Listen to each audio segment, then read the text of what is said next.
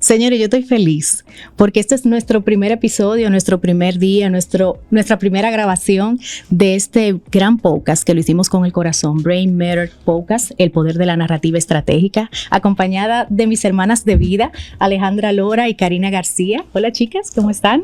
Hola Jamie, Karina. Hola, Jamie. Te escuché hablar y me identifiqué tanto porque hemos agotado un proceso estratégico para llegar hasta el día de hoy.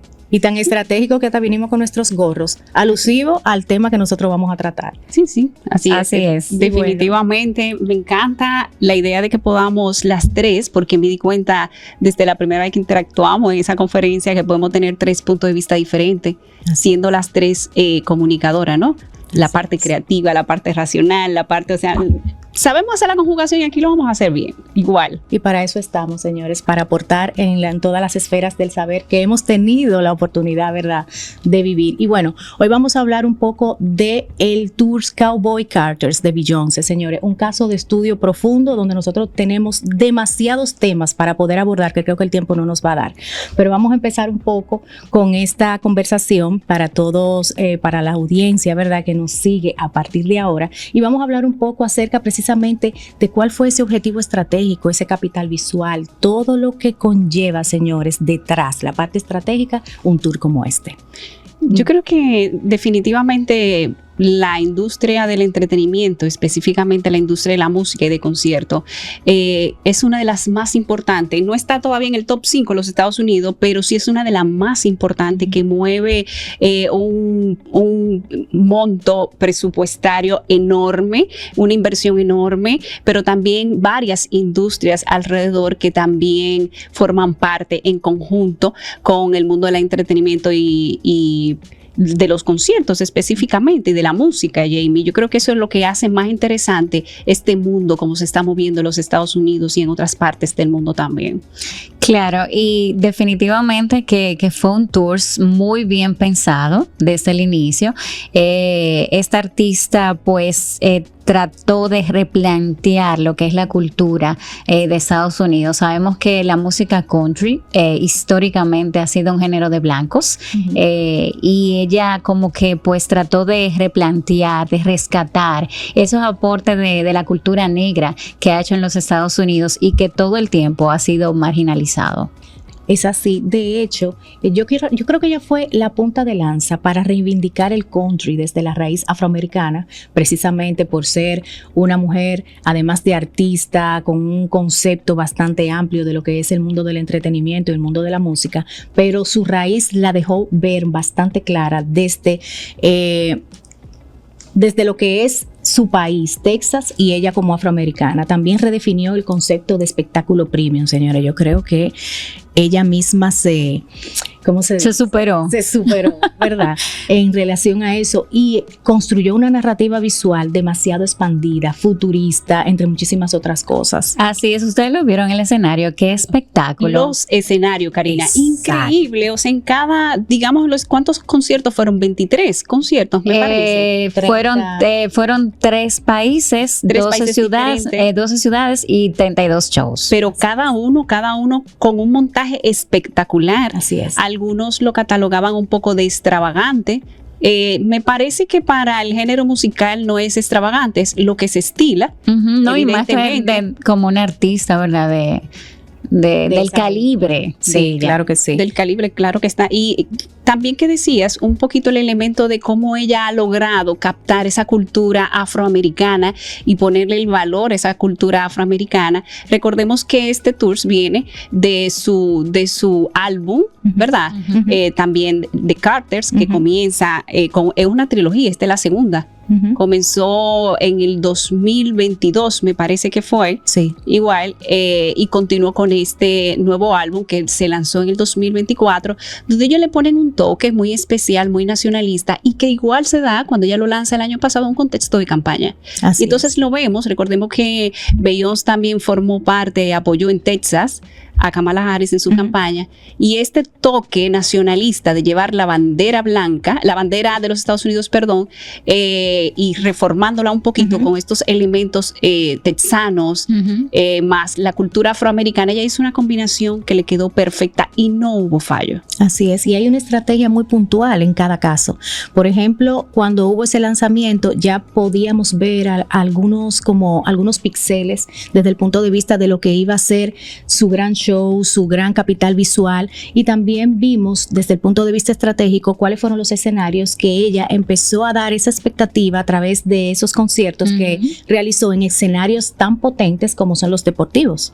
Sí. Así es, sí, yo creo que también un punto clave aquí en esa estrategia de ya dar a conocer el espectáculo fue la plataforma de Netflix, cuando hizo su publicación con Look at the Horse, y ya 24 horas más tarde el artista pues saca en todas sus plataformas y en su página web revelando lo que iba a ser ya la visual de ese tour. Así es. Es un elemento importante lo de... Me parece que Netflix vino luego, ya cuando ella inició su primera presentación. Pero la primera presentación se dio primero funcionó en un evento de la NFL, en un evento deportivo de la NFL, y también en el Super Bowl. Correcto. Ellos allí fueron todavía no se había anunciado ni siquiera la gira. No, porque fue al año siguiente, en febrero. Exactamente, próximo año, justo al próximo año. Entonces salen con su primer performance, su primera presentación en un Super Bowl, y ella allí anuncia cosas ya de lo que va a pasar, las primeras canciones del álbum. Y luego se da el juego, justo lo tengo aquí, de Houston, Texas y los Baltimore Ravens, que era un partido de la NFL el 17 de noviembre de 2024. Igual también en el Super Bowl, al final del comercial, entonces ahí es que ella anuncia que esto iba a seguir, eso iba a ser parte ya, sin decir directamente que era una gran gira. Y ya luego allí, en el 2025, en febrero, me parece que 1 de febrero, pues ellos salen, ella por su lado en las redes sociales, y Netflix el día 2 en sus plataformas también, con la primera producción video de su primer concierto, de donde ellos iban a anunciar allí ya cómo se iba a dar toda la gira. Exactamente. Y o sea, si nosotros podemos seguir desarrollando todos los puntos estratégicos, desde ese momento ya sabemos que había toda una estrategia, todo lo que era un largo recorrido, un largo trayecto de lo que pudieran ser las sedes, específicamente las ciudades, pero sobre todo, cuál iba a ser el punto focal o cómo ellos incluso se iban a ahorrar costes desde el punto de vista de la logística y el montaje de un evento de esta índole. Y yo creo que la mejor estrategia que ellos pudieron puntualizar en ese momento era utilizar diferentes estadios, diferentes días que, señores, a nivel de coste, a nivel de movilización, a nivel de la plana económica que conlleva mover a un crew tan enorme que estaba trabajando detrás, creo que fue fabuloso. El hecho, por ejemplo, de utilizar el estadio Mercedes-Benz, el estadio, ¿verdad?, de Las Vegas, de ¿dónde más? En París, en Londres. En París, en Londres, exactamente. Reino Unido. Señores, hasta 6, 5, 4 presentaciones en un mismo estadio, creo que fue el punto mágico estratégicamente en cuanto a logística se refiere. Claro, ¿no? Y la escenografía era tan elaborada que definitivamente esto fue una estrategia, porque trasladar una escenografía de un escenario a otro, de una ciudad a otra, o sea, implica un gasto grande, y hacer tantos conciertos en un mismo escenario, pues definitivamente es una estrategia, y que todos fueron a casa llena. Y una producción centralizada, o sea, ellos se centraron en ese lugar, en ese país, y ni hablar de la revolución, de lo que ha sido este resurgimiento de la moda western, ¿verdad? La moda donde nosotros pudimos ver tantas personas, señores, haciendo sus reels, haciendo sus TikTok, de lo que iban a hacer sus vestimentas, hasta llegar al estadio donde se iba a llevar a cabo. Y bueno, la puesta en escena que era totalmente inmersiva, señores, robot, estructuras móviles, estética western de lujo, y ni hablar de las alianzas de las caballo marcas. volando. Sí. Hay que hablar de caballo, tendríamos que introducir el tema de los símbolos inmediatamente. Sí. ¿Por qué? Bien, el caballo te da todo esto de la cultura texana, ¿verdad? Pero también había un toro. dorado en alguno de sus espectáculos. Había una alusión a un Cadillac también en el montaje de en todo el montaje del espectáculo, más también el simbolismo de la estrella de 5 puntas que se puede ver en el montaje plano, si se ve vista aérea del espectáculo, e igual también esa misma simulación de la estrella de 5 puntas, la punta triangular, que ellos hacían, todo este simbolismo ellos lo llevaban en sus movimientos artísticos. Correcto. Lo llevaban también y lo dejaban plasmado muy claramente, muy visualmente bien estructurado también en todo el escenario plano y el escenario que se veía enfrente. Correcto. En absolutamente. Y también en sus coreografías. Es increíble cómo ellos pudieron combinar tantos símbolos que de pronto te deja varios mensajes. Y llevarlo a diferentes, porque tenerlo en la cultura texana en los Estados Unidos, ok, pero hacer que también todo este simbolismo te funcione en Londres.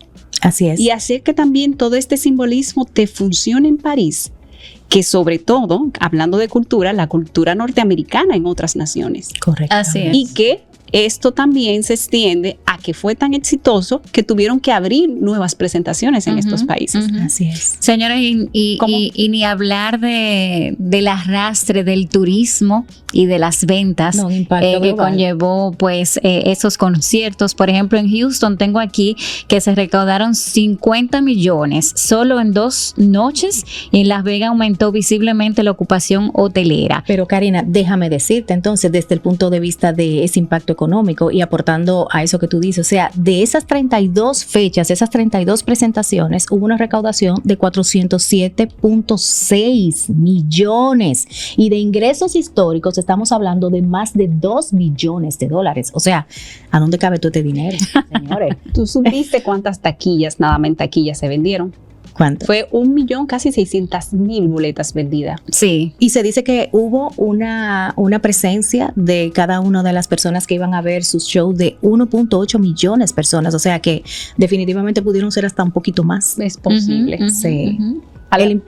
Al abrirse en tantas ciudades y al abrir nuevo, porque eso te deja muy buen comentario también del éxito que está teniendo tu gira, el que tú tengas que abrir más conciertos. Claro. Por el contrario, que hay algunas artistas en estos momentos donde han tenido que cancelar su gira, en algunas, que no te voy a mencionar por decir aquí en República Dominicana, que es otro tema que tendríamos que tratar, sí. Pero que hay otras artistas que han tenido que cancelar gira. Por el contrario, Beyoncé tuvo que abrir. Sí, y todas, o sea, casa llena, y se quedó muchísima gente afuera. Así es. Ahora, Karina, ¿qué tú crees que pueda haber generado tanta expectativa de que las personas, sabiendo que hay una gira, que probablemente te vieron en New York, te vieron en Atlanta, te vieron en Texas, pero que también hay ese movimiento de ciudades y que te quieran volver a ver? ¿Por qué?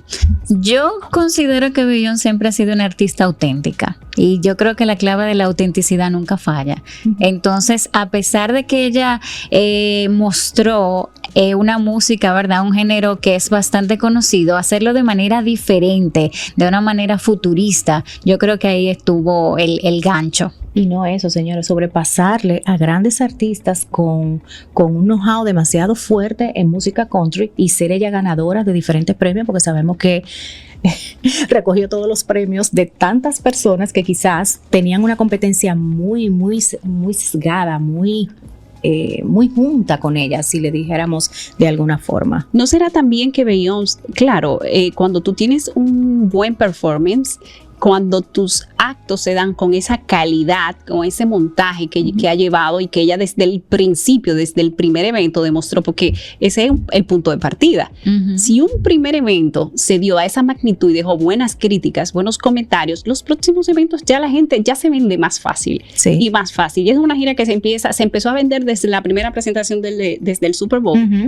Y que tú dices, bueno, pero vamos a ver, porque todavía ella está en el auge, sigue siendo extremadamente buena, sigue siendo la solista con mayor éxito todavía en la historia de los Estados Unidos, digamos, de música pop, que es el género. Ella tiene una mezcla pop, blue, hip hop, Airbnb. Exacto, que ha tenido, o sea, vamos a verla en este momento que todavía tiene tanta calidad su presentación artística. Así es. Y quizá volvemos al punto que tenía Karina del impacto económico, porque ese impacto económico se tradujo señores, en el desarrollo de un país y el desarrollo de áreas tan importantes como es el turismo. Por ejemplo, ustedes se pueden imaginar las cantidades de reservas en Las Vegas, en Londres, en París, en Estados Unidos. Yo creo que impactó bastante. Definitivamente que en las ciudades donde se llevan a cabo conciertos de este tipo, mueve la economía en todas las esferas. Bueno, nosotros estamos hoy con nuestro sombrerito, ¿verdad? Claro. Simulando esa vestimenta que llevaba el que iba y acudía pues a este concierto. Y que seguramente que si nos hubiera tocado ir, si nos hubiera tocado participar, nos mandamos a hacer también nuestra vestimenta. Pero créanme, y todo, créanme que yo hubiese hecho mi outfit completito, No. Y hablando del dato, de los números, estuve buscando la información de cuánto mueve la industria creativa. Porque claro, la industria creativa tiene varios subsectores. Y dentro de la música y el de concierto, también es uno de los, no es tan lucrativo como otro sector en los Estados Unidos, pero es millonario, es un sector súper millonario. Por ejemplo, la industria creativa está valorada en más de en casi 3,000 millones de dólares a nivel mundial. En Estados Unidos, el año pasado, y esa cifra me encantó, me impresionó, en el 2024 se vendieron 96 millones de entradas en conciertos. Solamente en el 2024. Y el número de espectáculos reportados también creció significativamente, alcanzando 36,685, o sea, el incremento de eventos más en el 2024 en relación al 2023. Yo creo que una punta de prueba grandiosa para esas cifras astronómicas es precisamente Beyoncé, por lo que ella mueve. Sí. El año pasado, como su gira no fue este año justo, el año pasado se destacaron otros. Sí. No necesariamente Beyoncé, pero sí parte de la estrategia que ella utilizó, claro, aparte de Texas, justo en los estados donde ella estuvo, en New York, en Boston, en Atlanta, es donde más se mueve la economía de concierto. Las Vegas. Las Vegas. Bueno, ese cierre fue espectacular. En Las Vegas, en Nevada específicamente. En Las Vegas. Señores, y vamos a hablar un poquito, si me lo permiten, ¿verdad? Vamos a hablar un poco del branding expandido, señor, y de las alianzas que hubo en este tour maravilloso con marcas precisamente de ellas. O sea, ahí pudimos ver a Sir Davis, esta bebida, ¿verdad? Este americano. whisky, ¿verdad? Y cómo, señores, el público con su Sir Davis, pero también cómo ella lo plasmó en el escenario.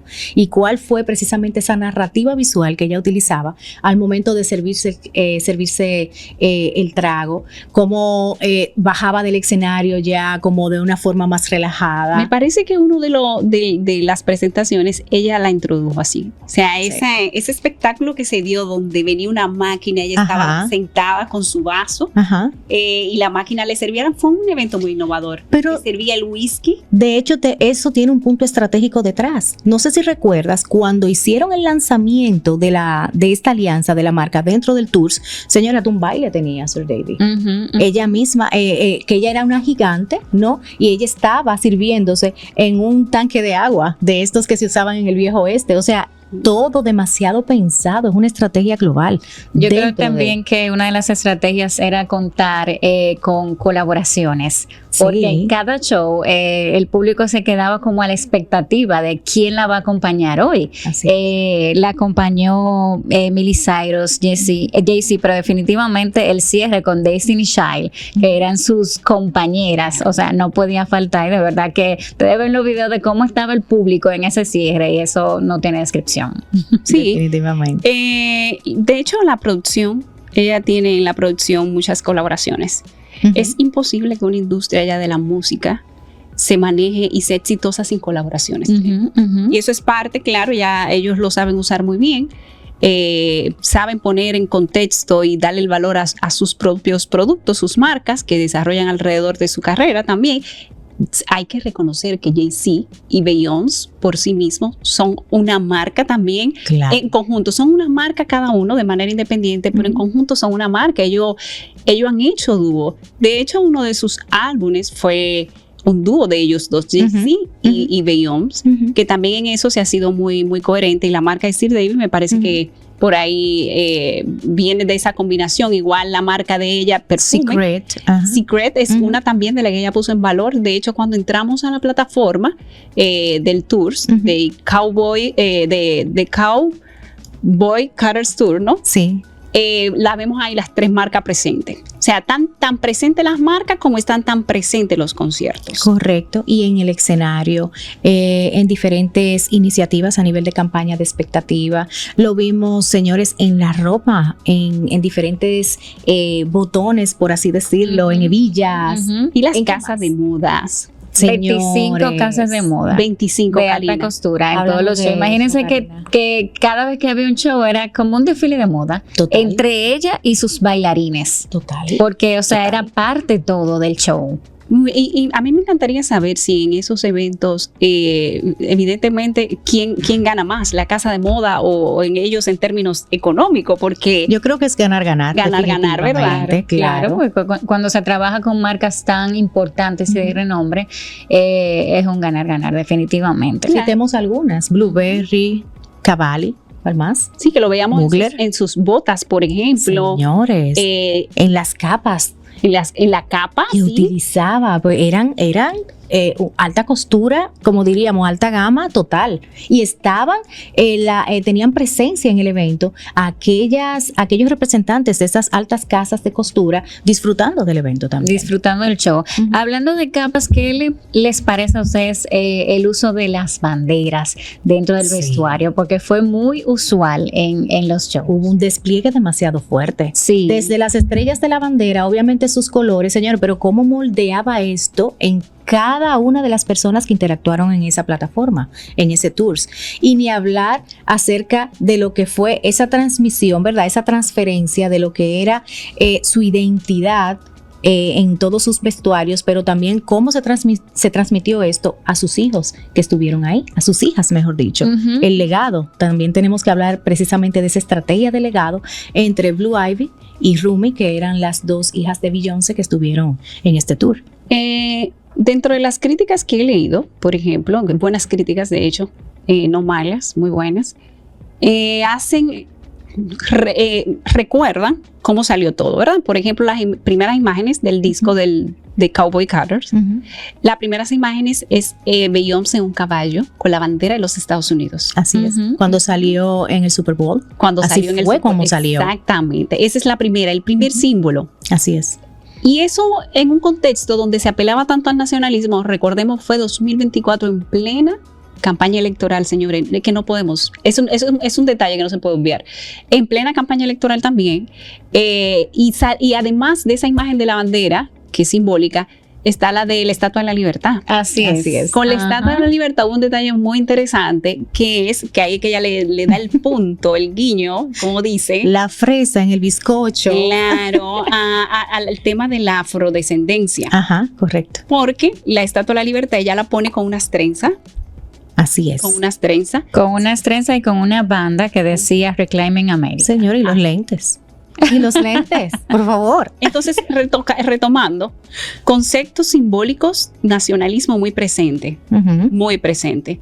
Elemento, las marcas y esa conjugación de tu poder crear estrategia con las marcas que ellos le pueden sacar capital por su parte y ella misma dentro del concierto. Reivindicó una moda y la rescató Ujú. con una visión futurista y al mismo tiempo construyó una narrativa visual muy expandida y presentó obviamente el legado con una exposición bastante interesante. De hecho, ella tuvo en uno de los vestuarios, decía Deja Blue, que era parte también de los movimientos que se estaban pues realizando en ese momento. Y aunque ya estamos básicamente finalizando porque nos queda poco tiempo y demasiado material para hablar. Ay, pero qué acerca de este rápido. tema, demasiado rápido.